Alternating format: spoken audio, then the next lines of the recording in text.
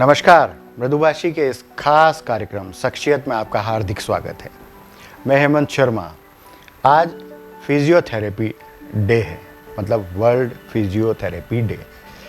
और आपको जान के आश्चर्य भी होगा कि इंदौर शहर के लगभग 2000 से अधिक फिजियोथेरेपी के डॉक्टर्स ने कोरोना के इस काल में, जो लगातार पिछले 2 सालों से हम लोग फेस कर रहे हैं, इस काल में अपनी जान की परवाह किए बगैर लोगों को ठीक किया, लोगों के बीच में गए, लोगों के समीप गए और उन्हें लंग्स से लेकर अनेक एक्सरसाइज बताकर उन्हें बेहतर स्थितियों में लाने के बाद उन्हें घरों तक पहुंचाया। तो ऐसे डॉक्टर्स को हम सलाम करते हैं। और आज हमारे साथ एक ऐसे ही डॉक्टर रेशमा खुराना भी हमारे साथ मौजूद हैं। वे इंडेक्स कॉलेज की प्रिंसिपल भी हैं, फिजियोथेरेपी एवं पैरामेडिकल विंग की प्रिंसिपल हैं। मैं आपका बहुत बहुत स्वागत करता हूं मृदुभाषी के स्टूडियो में। रेशमा जी, मैं सबसे पहले आपसे ये जानना चाहूँगा कि हम लोगों ने 2 अलग अलग कार्यकाल देखे हैं, मतलब कोविड के जो कार्य देखे हैं, यदि इसकी बात की जाए तो पहले कार्यकाल में ज़बरदस्त एक भय था, लेकिन सेकंड में एक भय थोड़ा दूर हुआ क्योंकि हम समझ चुके थे कि उससे कैसे बचना है। लेकिन जिस तरह से हमारे सामने मौतों के आंकड़े आए, लगातार अस्पतालों में मरीज पहुंचे, कितना एक भय था आप लोगों में भी, क्योंकि आप मरीज के समीप जाते थे, उनसे बात करते थे, उन्हें एक्सरसाइज करवाते थे, तो एक भय का वातावरण डॉक्टर्स में भी था। हर आदमी अपने परिवार की चिंता करता है। किस तरह से फेस किया वो दोनों फेस, यदि बात की जाए तो? जी, सबसे पहले तो नमस्कार और धन्यवाद मुझे यहाँ आमंत्रित करने के लिए। सर, मैं शुरू करूँगी इस बात से कि physiotherapist add years to the life, है ना। जीवन में जो वर्ष है, अच्छे वर्ष, वो हम फिजियोथेरेपी के माध्यम से जोड़ते हैं। और एक फिजियोथेरेपिस्ट मूवमेंट एक्सपर्ट होता है, राइट। तो उस नाते हम कोविड में भी, कोविड से पहले भी, और आज जब कोविड का दौर कम हो गया है, इस दौरान भी रेगुलरली और पूरे अपने ज़ोर से हम मरीज़ों की देखभाल कर रहे हैं। जैसा कि आपने आंकड़ा बताया, इतने सारे फिजियोथेरेपिस्ट सभी मरीज़ों की सेवा में लगे हैं। जब फर्स्ट वेव आई थी यानी 2020 में, उस दौरान हमें इसका ज़्यादा ज्ञान नहीं था। For all of us it was something very new, something very novel, right. But चूँकि हम सब चिकित्सा के क्षेत्र से जुड़े हैं और मरीज़ की सेवा करना हमारा पहला धर्म आता है, right. And we spend most of the time with patients, right, क्योंकि हमारे मरीज़ ज़्यादा समय के लिए होते हैं, है ना। रिहैबिलिटेशन में हमें समय लगता है। उस दौरान भी हमने उनकी चिकित्सा की और अभी भी कर रहे हैं। लेकिन उस टाइम एक डिफरेंस ये था सर कि तब पेशेंट्स में लंग से रिलेटेड सिम्टम्स कम थे, right. So we were only focusing on chest physiotherapy part and breathing exercises and a part of yoga में भी। But now in the second wave, अगर हम दूसरे वेव की बात करें जिस दौरान इतना सीरियस रहा है, उसमें हाँ जी, उसमें पेशेंट जो था वो या तो वेंटिलेटर पे है, राइट, या वो किसी ना किसी सपोर्टेड ऑक्सीजन थेरेपी पे है, जिस वजह से लंग्स बहुत ज़्यादा डैमेज होते हैं। तो जब पेशेंट इन है, मतलब जब मरीज़ भर्ती है, उस दौरान भी उसको चेस्ट फिजियोथेरेपी और ये सारी चीज़ें दी गई हैं। और अब जब पेशेंट घर आ गए हैं, यू नो, तो हम उसे कहते हैं लॉन्ग कोविड या पोस्ट कोविड सिम्टम्स कहते हैं, जो हमारी इस साल वर्ल्ड फिजियोथेरेपी की थीम भी है। उसमें अमूमन देखा गया है कि पेशेंट्स में मसल वीकनेस, फटीग या जिसे हम कहते हैं थकान की समस्या, सांस फूलना, अनिद्रा, स्लीपलेसनेस, देन एंग्जाइटी, डिप्रेशन, है ना, इस तरह की सारे सिम्टम्स आज तक लोगों में प्रोलॉन्ग्ड है। वो अपने डेली लिविंग में तो आ गए हैं, अपने रोज़मर्रा के काम में तो आ गए हैं, लेकिन अभी भी वो फिट नहीं है पूरी तरीके से। इसे पोस्ट कोविड इफेक्ट भी कहा जाता है। हाँ जी, this is post covid effect. और मैं यहाँ पे स्ट्रेस करूँगी कि यहाँ पे फिजियोथेरेपी का रोल बहुत अहम है। ऐसी कई फिजियोथेरेपी की एक्सरसाइजेस हैं जो आपको पूर्णतः पहले की तरह स्वस्थ कर सकती हैं, जिसमें आपके लंग्स की एक्सरसाइजेस जैसे ब्रीदिंग एक्सरसाइजेस है, डायफ्रामेटिक ब्रीदिंग है, कुछ ब्लोइंग एक्सरसाइजेस होती है, उसके अलावा स्ट्रेचिंग एक्सरसाइजेस है जो आपके मसल्स को हेल्प करेगी रिकवर होने में, क्योंकि स्टडीज़ कहती है सर कि आप अराउंड 2% ऑफ मसल मास आप खो देते हैं। जी जी। तो इमेजिन करें मसल मास ही जब हम खो रहे हैं तो हमारे में स्टेमिना कहाँ से रहेगा। So exercises are going to help you a lot. Then besides this कुछ स्टेमिना बिल्डअप एक्सरसाइजेस होती हैं जो अगेन आपके कार्डियो पे काम करती है और आपको फिट रहने में हेल्प करती है। अभी हाल के जी। दौर में एक आहट है, थर्ड वेव, हाँ जी। वो कितनी खतरनाक हो सकती है, किस तरह के आप लोगों के पास रिसर्च सामने आया है, चूँकि आप डॉक्टर्स हैं और इस तरह की चीज़ों में लगातार इन्वॉल्व रहते हैं, तो कहाँ इफ़ेक्ट यहाँ समझ में आ रहे हैं कि जैसे विदेशों में इस तरह के केसेस अब आने लगे हैं, तो कितनी घातक हो सकती है थर्ड वेव, उसको लेके किस तरह का प्रिपरेशन आप लोग कर रहे हैं, चाहे फिजियोथेरेपी की बात की जाए तो उसमें लेके। जी, भगवान ना करे थर्ड वेव आए, God forbid that.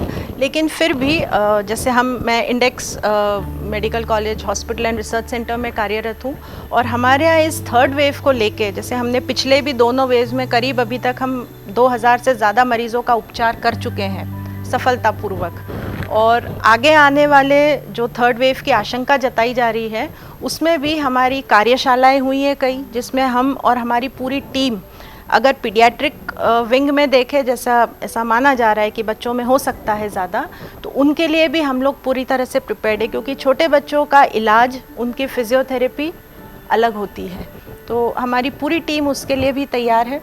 Third wave को लेके कहा जाता है कि बच्चों में सबसे ज़्यादा इफेक्ट होगा, या फिर गर्भवती महिलाओं में इसका इफेक्ट ज़्यादा होगा, तो बच्चों को लेके किस तरह के आप लोग एक्सरसाइज और ये सारी चीज़ों को लेके प्रिपेयर करते हैं, किस तरह से बताते जी। हैं? फिजियोथेरेपी का रोल पीडियाट्रिक्स में शुरू से ही ज़्यादा रहा है ना, चाहे वो मानसिक तौर से विकलांग बच्चे हो या शारीरिक रूप से विकलांग हो, उन सभी में फिजियोथेरेपी करवाई जाती थी पहले भी, और अब भी अगर ऐसा कुछ होता है तो उसके लिए सभी फिजियोथेरेपिस्ट रेडी है।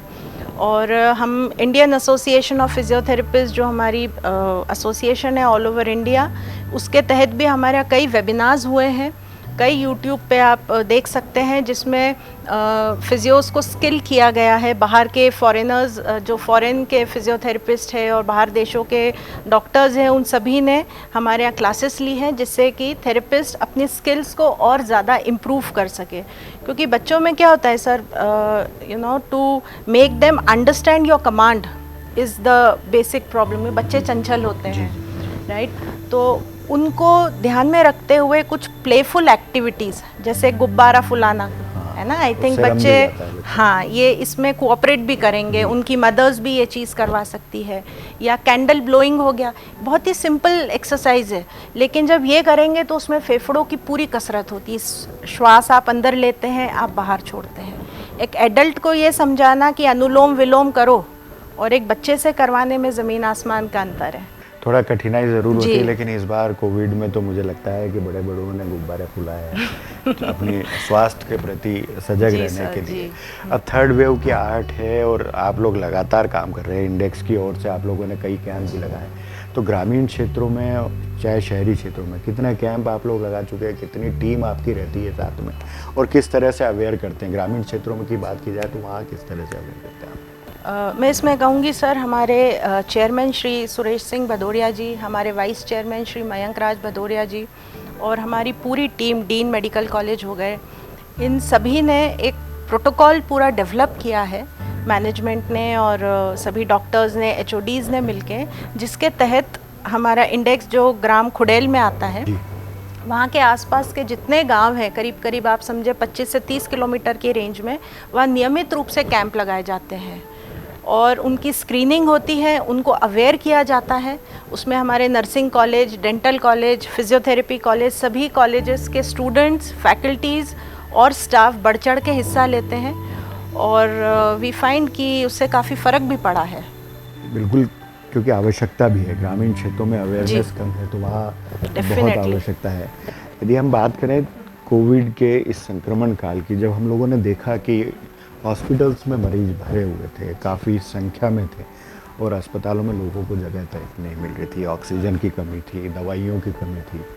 ऐसी स्थिति में जब एक भय का वातावरण था, क्योंकि जो सिनेरियो हम लोग देखते जी थे सर। उसमें एक भय का वातावरण था, अपने इस भय को कैसे दूर करके मरीजों के पास आप लोग जाते थे, कि कैसे अपने आप को बूस्टअप करते थे और कैसे अपनी टीम को बूस्टअप करते थे? सर, जान है तो जहान है सवाल ही नहीं। है ना। और पहला सुख निरोगी काया, ज़रूर।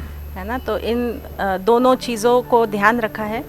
और चूँकि हम सर शुरू से ही पेशेंट्स के साथ डील करते हैं, इन्फेक्शियस कोविड तो आज आया है जो आज हम सभी उससे जानते हैं, बाकी उसके अलावा भी ऐसी कई इन्फेक्शियस डिजीज़ेस हैं जो पेशेंट्स के हम कांटेक्ट में आने पर हमें हो सकती है। तो जो सावधानियां हैं, जो प्रिकॉशंस हैं, वो हम सब अमूमन तौर पे, आम तौर पे हम सभी फॉलो करते हैं। इस दौरान ज़रूर थोड़ा मुश्किल था, क्योंकि एक मन में भय भी था जैसा आपने कहा, और कई बार घर के लोग भी सर इस चीज़ में कहते हैं कि भाई आप छुट्टी लो या आप ना जाओ, है ना, क्योंकि सभी आप को चिंता रहती है, हाँ, और परिवार में एक को भी हुआ तो इस वो सभी को होने के चांसेस होते हैं।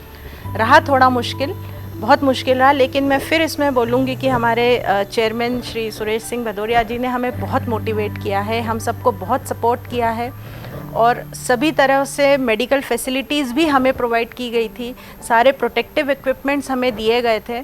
तो हमें उस वजह से एक जो बैक सपोर्ट होता है वो हमारा बहुत स्ट्रॉन्ग है। बिल्कुल, काफ़ी बड़ी संख्या में जी। इंडेक्स मेडिकल कॉलेज में जी। पेशेंट गए हैं और ठीक भी होके गए हैं, वे घरों तक पहुंचे हैं, सुरक्षित अपने घरों तक पहुंचे हैं, ये बहुत बड़ी बात है। लेकिन इस दौरान जैसे आप लोग काम करते थे, एक पीपी किट पहन के फिजियोथेरेपी करना, उस भरी गर्मी में, जब पहला दौर था तब गर्मियों का समय था, मुझे पता है कि लगभग 40 से 45 डिग्री टेम्परेचर भी कई बार हम लोगों ने देखा है। तो ऐसी स्थितियों में मरीज के पास जाना, पहले तो मरीज से अपने आप को खतरा, उसके बाद पीपी किट या इस तरह की किट पहन के उन्हें एक्सरसाइज करवाना, कितना मुश्किल भरा हुआ करता था आपके पास?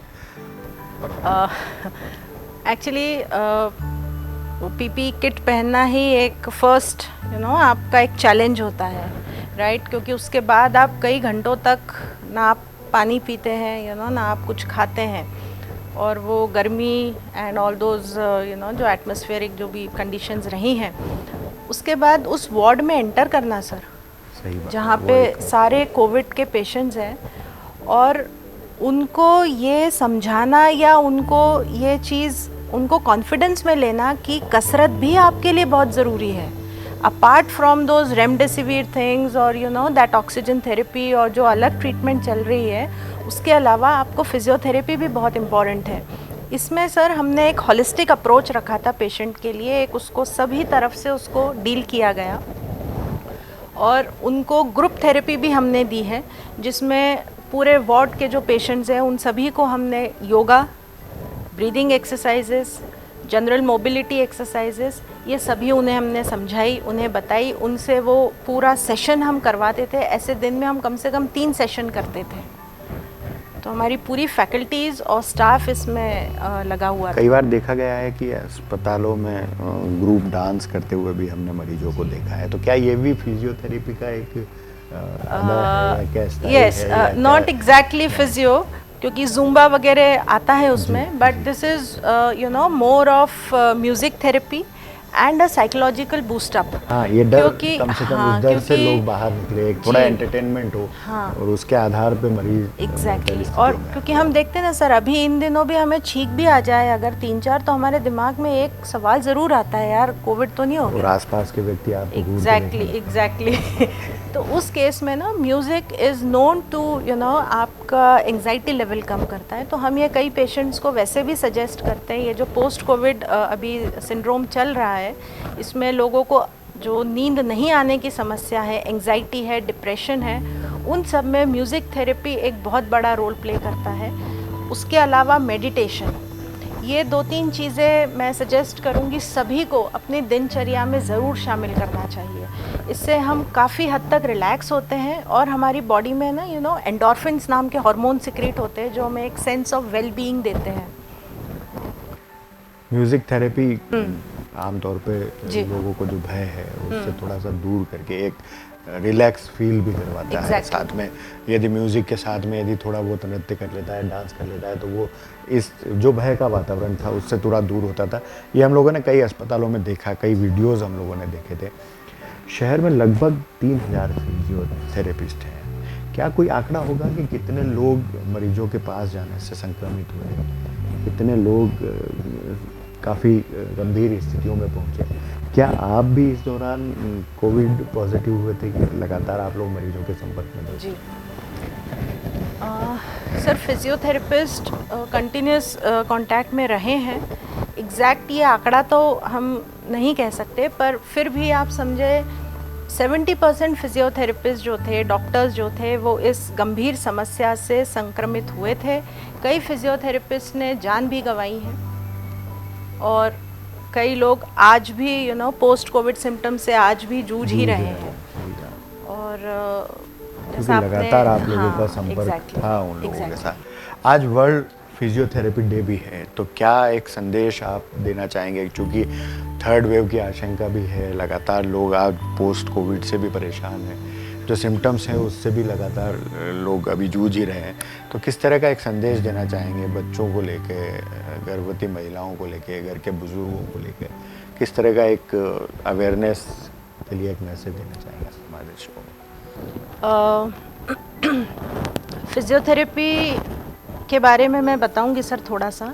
ये एक ऐसी विधा है जिसको हम प्रिवेंटिव, प्रमोटिव और क्यूरेटिव तीनों में हम यूज़ कर सकते हैं। जहां हम हेल्थ को प्रिवेंट भी कर सकते हैं बीमारियों से, हम प्रमोट भी कर सकते हैं हमारी वेल बीइंग, और हम क्योर तो कर ही रहे हैं। तो इसी के मद्देनज़र अगर हम देखें तो जिन लोगों को कोविड हो चुका है और जो अभी भी उससे जूझ रहे हैं, उसके आफ्टर इफ़ेक्ट्स हैं, उनके लिए मैं यही कहूँगी कि आप रेगुलर एक्सरसाइज करें और अपनी कार्डियो पे विशेष रूप से ध्यान दें, जैसे कि वॉकिंग हो गया, साइकिलिंग हो गया, स्विमिंग हो गया। ये सारी एक्टिविटीज़ आप ज़रूर करें जिससे कि आपके लंग्स और कार्डियो रेस्पिरेटरी सिस्टम मजबूत हो और एक आपका स्टैमिना और एंड्योरेंस बढ़े। दूसरी बात है सर, बच्चों को लेके जैसे हमने बात की, जिनमें आशंका जताई जा रही है, पर ईश्वर ना करे कि ये तीसरी लहर आए। अगर हम देखते हैं तो बच्चों को भी हम थोड़ा खेलने दें, कुछ ऐसी प्लेफुल एक्टिविटीज़ हम उनसे करवाएं, एक्टिविटीज़ करते रहते जी हैं, तो हाँ, ब्रीदिंग का और less of mobile phones and more of activities हम कराएं। घर में ही हम बहुत सारी चीज़ें उनसे करवा सकते हैं, जैसे रस्सी कूदना। ये एक बहुत मामूली सा व्यायाम है जो हम सब छोड़ चुके हैं अब। या हम एक बास्केटबॉल का एक रिंग लगा सकते हैं जो बच्चा जंप करके बॉल उसमें डाले। इन सब एक्टिविटीज़ से उसकी स्ट्रेंथ और उसकी हेल्थ जो है वो बनी रहेगी। दूसरी बात है गर्भवती महिलाओं की, अगर हम तीसरी बात करें तो प्रेगनेंसी में तो हेल्थ पे ध्यान देना बहुत ज़रूरी है, क्योंकि मैं फ़ीमेल हेल्थ में भी, वुमेन्स हेल्थ में भी काम करती हूँ और मैं जानती हूँ कि कोई भी माँ ये नहीं चाहेगी कि उनका जो होने वाला बच्चा हो वो डम्ब और डल रहे, स्वस्थ रहना जी चाहिए। हाँ। तो अगर आप वो चीज़ अपने बच्चे में देखना चाहती हैं तो सबसे पहले आप खुद एक्सरसाइज करें, खुद कसरत करें। वॉकिंग एक सबसे सिंपल एक्सरसाइज है जो हेड टू टो आपकी सारी मसल्स को एक्टिवेट करती है। तो 40 से 45 मिनट रोज़ एक मीडियम पेस पे एक्टिविटी करें, वॉकिंग ज़रूर करें। वॉकिंग शूज़ पहन के, चप्पल या सैंडल्स या हील्स पहन के नहीं, वॉक को वॉक जैसा ही करें। और जो बुजुर्ग, जी हाँ, जीरियाट्रिक पॉपुलेशन जो है हमारी, जिनको हमने इस दोनों वेव में बहुत संभाल के रखा है, और इस वजह से उनमें हमने देखा है कि घुटनों में दर्द, कंधों में दर्द, और जनरल एक जो बॉडी डिबिलिटी हम कहते हैं, डिसेबिलिटी टाइप की, वो आ गई है। तो उनके तहत उनके लिए बहुत सारे व्यायाम हैं। कुछ चेयर एक्सरसाइजेस होती है जो वो आसानी से बैठ के भी कर सकते हैं, अपनी चेयर पे बैठे बैठे वो कसरत कर सकते हैं, टीवी देखते हुए भी एक्सरसाइज कर सकते हैं। उसके अलावा कुछ ब्रीदिंग के व्यायाम होते हैं, जैसे सबसे सिंपल होता है डायफ्रामेटिक ब्रीदिंग हम जिसे कहते हैं। उसमें हमें नाक से लंबी सांस लेना है, कुछ सेकंड के लिए रोकना है और मुंह से, जैसे हम सीटी बजाते हैं, इस तरीके से श्वास को हमें बाहर छोड़ना है। ये बहुत सिंपल एक्सरसाइज है सर, 5 मिनट करें, ऐसा दिन में 3 से 4 बार दोहराएं। इससे फेफड़े ना केवल तंदुरुस्त होते हैं, बल्कि कोरोना अगर कभी होता भी है भविष्य में हमें, तो उसके लिए हमारे फेफड़े, लंग्स प्रिपेयर्ड रहते हैं। शुक्रिया रेशमा जी, आपने बहुत अच्छी जानकारियाँ हमारे दर्शकों तक पहुँचाई है। फिजियोथेरेपी के माध्यम से आप कैसे स्वस्थ रह सकते हैं, तीसरी लहर की जो आर्ट है उसके पहले आप किस तरह के प्रिकॉशंस रख के कितना बेहतर महसूस कर सकते हैं, स्वस्थ रह सकते हैं, और अस्पताल का रुख करने से पहले अपने घर पर ही अपने इंतज़ाम खुद कर सकते हैं। ऐसी सारी जानकारियाँ आज हम लोगों को मृदुभाषी के दर्शकों तक मैडम रेशमा खुराना जी ने पहुँचाई है। फिजियोथेरेपी डे भी है और हमें महत्वपूर्ण जानकारियाँ भी मिल रही है। इससे बेहतर कुछ हो नहीं सकता। आपका बहुत बहुत शुक्रिया, बहुत बहुत धन्यवाद। आप मृदुभाषी के इस खास कार्यक्रम में पधारे हैं, आपने समय दिया। अगले कार्यक्रम में एक बार फिर हम किसी शख्सियत के साथ मौजूद रहेंगे। तब तक के लिए हमें आज्ञा दीजिए। नमस्कार। धन्यवाद।